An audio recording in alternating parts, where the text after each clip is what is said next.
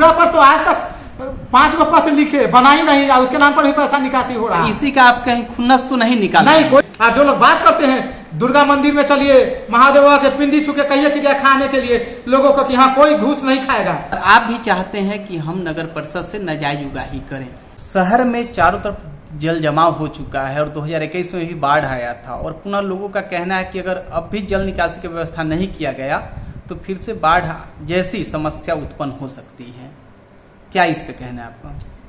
जी कहना है कि 10 के बोर्ड के बैठक में यह बात आई थी, उसके बाद 15 का जो बोर्ड का बैठक हुआ उसमें भी बात आया था कि मानसून पूर्व उड़ाही कराया जाना है। उस संदर्भ में उड़ाही हुआ भी, उड़ाही किया भी गया, लेकिन जल निकासी का अस्थायी प्रबंध नहीं किया गया। इस संदर्भ में 1/4/23 को और 22/6/23 को भी हमने अभी 22/6/23 को यानी कि आज से 16 दिन पूर्व कार्यपालक पदाधिकारी को आवेदन दिया जल निकासी के अस्थायी समाधान के संदर्भ में। कोई कार्रवाई उनके द्वारा नहीं किया गया। कई जगह पे जल जमाव हो चुका है। जी बिल्कुल हो चुका है। हम भी देखें आखिर आगे कैसा समस्या उत्पन्न हो सकता है। बहुत विकराल हो सकती है।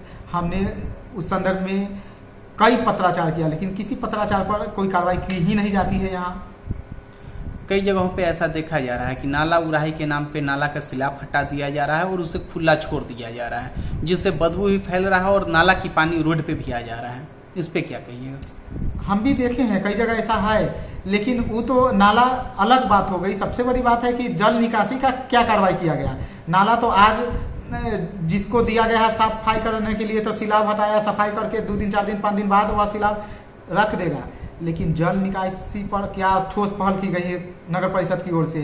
जितना पुल पुलिया पोखर नहर तालाब कुआं को इंक्रोचर्स ने इंक्रोच कर लिया है। हमने लगभग कई पत्र लिखा, बोर्ड में भी इसका पुरजोर समर्थन किया, पास भी कराया। तो कार्यपालक पदाधिकारी के स्तर से, कार्यपालिका के स्तर से क्या कार्रवाई की गई इन्फोर्समेंट के संदर्भ में, यह पूछिए कार्यपालक पदाधिकारी से कि क्या कार्रवाई की है आपने।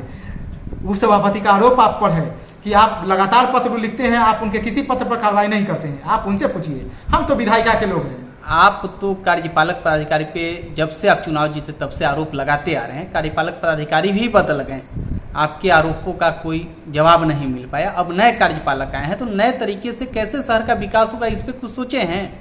नए तरीके से तो साहब आज आए हैं, आज तो हम कार्यालय आए ही हैं उनसे मिलने, लेकिन आज साहब नहीं है। आज शहर के विकास पर ही चर्चा करनी थी हमें। जल निकासी मुख्य मुद्दा हमको जल निकासी था, हम आवेदन जल निकासी का लेकर आए थे, लेकिन साहब ही नहीं है। हम अभी 2 पियून को बुलाकर मोबाइल नंबर ही मांगने का प्रयास किए हैं कि साहब का मोबाइल नंबर मिल जाए तो हम मोबाइल दूरभाष से भी बात करेंगे। बहुत विकराल संकट है जल निकासी का हमारे शहर में। कहीं ऐसा तो नहीं कि साहब का मोबाइल नंबर भी नहीं मिला शहर, हमें मोबाइल नंबर भी साहब का नहीं मिला हमें। कहीं ऐसा तो नहीं कि फिर ये जो पदाधिकारी आए हैं इन पे भी आप आरोप प्रत्यारोप में ही शहर के विकास को बाधित करते हैं? नहीं सर, फिर गलत बात। साहब से तो अभी हमारी बात ही नहीं हुई है, आरोप प्रत्यारोप क्या। हम तो आज आए हैं, 2 बार मोबाइल नंबर 2 पियून से बुलाए हैं, नहीं मिला नंबर। ऐसा मानना है कि आपके आरोप प्रत्यारोप से शहर का विकास बाधित हो जाता है, इसलिए हम पूछें कि तो लॉजिक दीजिए कैसे बाधित हो जाता है। जैसे आवास योजना पे हाल फिलहाल आप आरोप लगाए थे जी कि आवास योजना में पैसा वसूला जा रहा है, उसके कुछ ही दिनों बाद कार्यपालक पदाधिकारी का तबादला हो गया। लोगों का ऐसा मानना है कि आपके आरोप और आवास योजना का पैसा भी रोक दिया गया है। लोगों का मानना है कि आपके आरोप लगाने के बाद ही आवास योजना का पैसा रुका है, जिसका दोषी आप हैं। ठीक, बिल्कुल। आप सुन लीजिए कि आपको जानकारी होना चाहिए कि नगर निकाय का चुनाव 18 दिसंबर 22 को हुआ, 20 को रिजल्ट आया। 13 जनवरी को हम लोग वोट लिए, 18 को नगर निकाय कार्यालय ज्वाइन किए। यहाँ बोर्ड की पहली बैठक 10 फरवरी को हमारी हुई, 23 को। अप्रैल तक नगर पालिका में आवास का 1 रुपया था क्या पैसा? नहीं, वो तो नहीं आया था। 1 रुपया नहीं था, तो आप कैसे कह दिए कि पैसा रोक दिया गया? लगातार हम अप्रैल में पत्र लिखे, मई में लिखे पत्र, तो वहां से कहा गया कि 3 करोड़ कुछ रुपया भेजा जाएगा। नगर परिषद का रंजीत कुमार नामक कर्मी संचिका प्रभारी झूठ बोला हमको, 1 सप्ताह तक झूठ बोलते रहा और मेरा फोन नहीं उठाया और कहा कि 28 लाख ही आया है, झूठ बोला हमसे।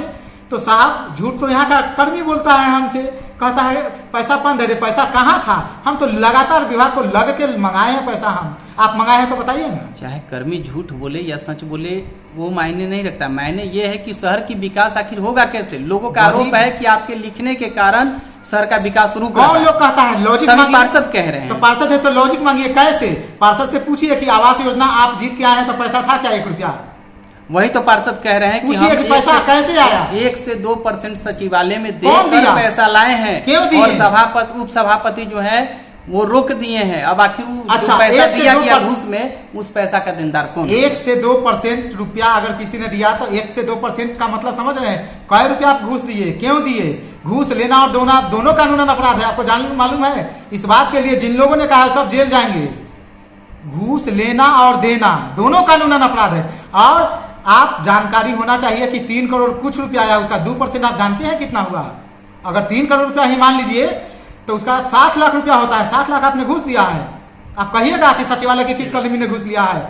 सर, सचिवालय सस्पेंड हो जाएगा साहब। ये 6 लाख रुपया होगा। अच्छा, जो भी हो 6 लाख की हो। और सुनिए, ये आरोप जो भी लगा रहे हैं मौखिक आरोप है। जो इस भी आरोप का मैं पुष्टि नहीं करता हूं, लेकिन आपके लिखने के कारण शहर के विकास यह कैसे बिल्कुल बाधित हो गलत रहा है मैं बात। आपको बता रहा हाँ, हूं। बताइए। जैसे आप स्ट्रीट लाइट पे आवेदन दिए, जो स्ट्रीट लाइट पार्षदों के द्वारा 500 रुपये में बनाया जा रहा था और 500 रुपया उसे वो मिलता था कार्यालय से। आपने आवेदन दिया कि यह नाजायज पेमेंट हो रहा है, इसे रोक दिया जाए। पार्षदों की पेमेंट रोक दी गई, जिसके कारण आज शहर के अधिकतर स्ट्रीट लाइट जो है वो खराब पड़े हुए हैं, पार्षद नहीं बनवा रहे हैं और उसका दोषी आपको माना जा रहा है। अच्छा, ये जान लीजिए कि 10 के बोर्ड के बैठक में प्रमुखता से इस बात को, स्ट्रीट लाइट की बात को हम लाए थे। तत्कालीन ईओ के द्वारा कहा गया कि नगर में, लालगंज शहर में कोई स्ट्रीट लाइट नगर परिषद की ओर से नहीं लगाया गया है। तो साहब, जो चीज आपका है ही नहीं है तो उसको आप बनवा कैसे दीजिएगा? अगर नगर पालिका का बिल्डिंग हम बनवा देंगे तो दावा कल होकर हम करेंगे कि हमारा है, तो वहां तो गलत हो जाएगा। तो हमने पूछा कि आपने पेमेंट कितना किया? तो ईओ के द्वारा कहा गया कि चूंकि नगर परिषद ने लगाया ही नहीं तो नगर परिषद के द्वारा 1 रुपया किसी भी लाइट के लिए पेमेंट नहीं किया गया। और तीसरी बात जानकारी होना चाहिए कि नगर परिषद के बोर्ड से जो भी योजना का अनुमोदन होता है साहब, उसी का इन्फोर्समेंट होता है। तो जो लोग कहते हैं उनको बुला के सड़क पर बैठ के तर्क वितर्क हमसे कराइए, शास्त्रार्थ कराइए कि साहब आपको जानकारी होना चाहिए कि बोर्ड से वह अनुमोदन हुआ है क्या कि स्ट्रीट लाइट बनना है।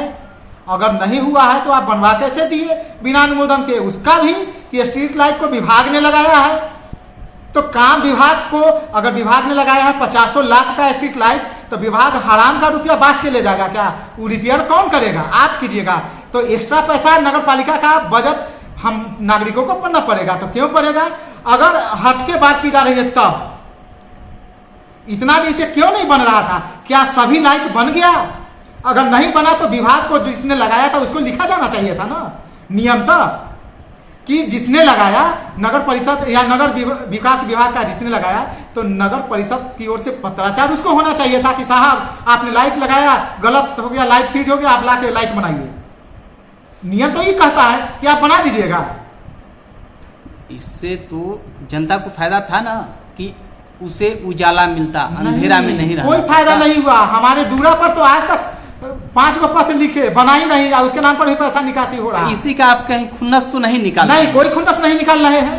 हम नियम की बात करते हैं, अनैतिक बात नहीं करते हैं। कल होकर बोर्ड में हम नहीं भी रहे, आप जैसे लोग कहिएगा कि साहब आप भी तो बोर्ड में रहे हैं, तो आपके समय में भी तो गड़बड़ियां हुई है। तो इसलिए मैं हर उन गड़बड़ियों पर पैनी दृष्टि रख रहा हूं ताकि कल आप मुझ पर आरोप नहीं लगाइए। और जो लोग बात करते हैं दुर्गा मंदिर में चलिए, महादेवा के पिंडी छू के कहिए कि खाने के लिए लोगों को कि हाँ कोई घूस नहीं खाएगा। और जब हम पर आरोप लगाते हैं तो मैं स्पष्ट रूप से कहूंगा, कसम खाऊंगा, चलिए लेकर, ताकि स्पष्ट हो जाए कि कौन कमीशन का खेल खेलना चाहता है और कौन नहीं खेलना चाहता है। स्पष्ट हो जाएगा।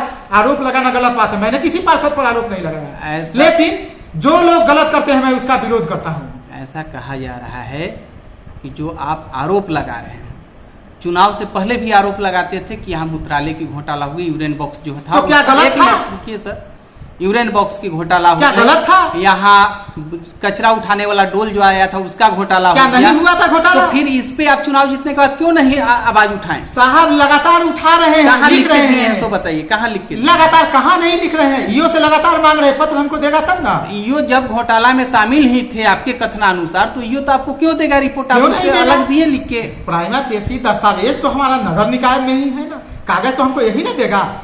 यहाँ से नहीं मिला तो कलेक्टर को लिखिए, कलेक्टर नहीं दिए तो हम गए विभाग में गए, प्रधान सचिव महोदय के यहाँ, उप मुख्यमंत्री सह नगर विकास मंत्री, हम लिख दिए हैं सब जगह।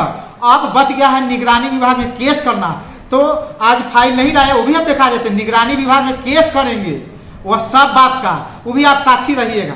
ऐसा कहा जाता है कि उप के मतलब चुप होता है, ऐसा तो नहीं कि आपको किसी दबाव में कुछ लोग चुप करवा रहे हैं पुराने मामले पे? अच्छा, लोग चुप करा देगा, लेकिन हमको तो लोगों ने भेजा है जीत कर बोलने के लिए ना, तो चुप रहने से हम थोड़ा ही चुप रहने वाले हैं। लोगों ने अपना आंख का नाक ईमान धर्म से भेजा है हमको, तो मैं जनता का ईमान धर्म की बात करूंगा। हमको दाल रोटी की कमी नहीं है, मालिक हमको दिए हुए हैं कि दाल रोटी का हम कमा सकते हैं, खा सकते हैं, हमको वकालत पैसा है, 2 रुपया आमदनी है। एक आरोप आप पे लगते आ रहा है कि आपके पिताजी नगर परिषद में किसी इंजीनियर के पद पे थे और वो शारीरिक रूप से अक्षम थे, फिर भी इंजीनियर के पद पे रहते हुए वो पैसा लेते गए, कभी कोई कार्य किए नहीं, और आप भी चाहते हैं कि हम नगर परिषद से नाजायज उगाही करें। इसका सामना सामनी जनता के बीच में आ जाए ना, गांधी चौक है, पुस्तकालय है या शनिचरा स्थान है, शहर के विकास के मुद्दा में आ जाए। जो लोग पिताजी नगर परिषद में कार्यरत थे, बिल्कुल किस पद पे थे? वे 4th ग्रेड एम्प्लॉय थे, ना कि कोई इंजीनियर के पोस्ट पर थे। वो नल उल बनाने वाला जो मिस्त्री होता है उस पद पे थे। 4th ग्रेड एम्प्लॉय थे। अब वो बात का क्या चर्चा हम आपको विशेष बताएं, बस इतना बता देते कि मैं इनकार नहीं करता हूं, हमारे पिताजी 4th ग्रेड एम्प्लॉय थे, मैं भी नहीं है की दृष्टि से देता, मैं उसी पिता का पुत्र हूँ। आप जो कहना चाहते हैं उस बात को भी हम समझ रहे हैं, लेकिन मैं घृणा की दृष्टि से नहीं देखता हूँ, मैं 4th ग्रेड एम्प्लॉय का ही पुत्र हूँ। वे गलत नहीं कभी किए हैं, वे ही एकमात्र ऐसे शख्स रहे हैं जो प्रतिदिन 9 बजे 9:30 बजे ड्यूटी आते थे और 5 बजे जाते थे। दूसरा कोई स्टाफ उतना समय ड्यूटी नहीं किया था। कभी किसी लोगों से पूछ लीजिएगा। उसी कड़ी में लोगों का, नगर निकाय के कर्मचारियों का आज इतना उम्मीद है कि अभी हम कार्यालय आए हैं और लोगों का आवेदन आ गया, 12 कर्मियों का आवेदन आ गया कि साहब आपसे उम्मीद है, हम लोगों का वेतन बंद है, हम लोगों का यहाँ अस्थायी नहीं किया जाता है, हम लोगों का 26 दिन का जबरदस्ती वेतन दिया जाता है, उसमें भी 25 दिन काम करवाया जाता है, हटा दिया जाता है। तो उन लोगों ने आवेदन दिया है कार्रवाई करने के लिए। मैं आवेदन के आलोक में पढ़कर जो होगा नियमानुकूल कार्रवाई निश्चित करूंगा। लोगों की जन आकांक्षाएं हैं, कर्मियों की आकांक्षाएं हैं, तब तो लोग हमें आवेदन दिए हैं। नगर परिषद के ऑफिस पे आप एक आरोप लगाए हैं कि आपके साथ यहाँ पे जातिवाद किया जाता है, क्या मामला है? जी, इस कार्यालय में मैं जितना आवेदन दिया हूँ, किसी आवेदन पर कोई कार्रवाई नहीं होती है और कुछ कर्मी स्पष्ट कहते हैं कि जो करना है करे, कोई जवाब उनके आवेदन का नहीं दिया जाएगा। अब भी पिछले माह से मेरा कोई आवेदन जाता है तो राकेश कुमार नामक प्राप्तिकर्ता द्वारा रिसीव नहीं किया जाता है, हमको हे की दृष्टि से देखा जाता है। मैं कई बार जाकर पूछा कि भाई मेरा आवेदन आप रिसीव क्यों नहीं करते हैं, तो वहाँ विकास कुमार नामक कर्मी मेरे सामने, मैं उप सभापति हूँ, मेरे सामने कुर्सी पर बैठ के और हमारा ही वीडियो बना रहे हैं जैसे हम उनके मुलाजिम हैं।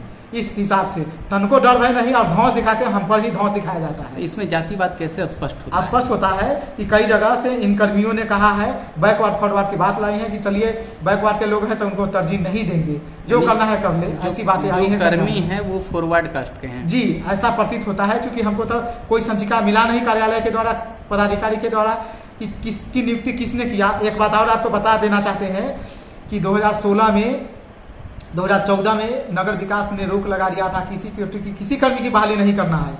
16 में इन्हीं 12 कर्मियों का सेवा पर संपुष्टि नहीं किया था नगर विकास विभाग ने, और आज 21 में प्रधान सहायक रवि प्रकाश, रंजीत कुमार आवास सहायक और कई लोगों ने अपना भाई को मिलाकर बहाली करा लिया इसी नगर निकाय में। उस सब का जांच होगा, जल्दी हम लिखेंगे। इसी से ही लोग रंज रहते हैं और इन लोगों ने अन्य पार्षदों को भड़काया है मेरे खिलाफ।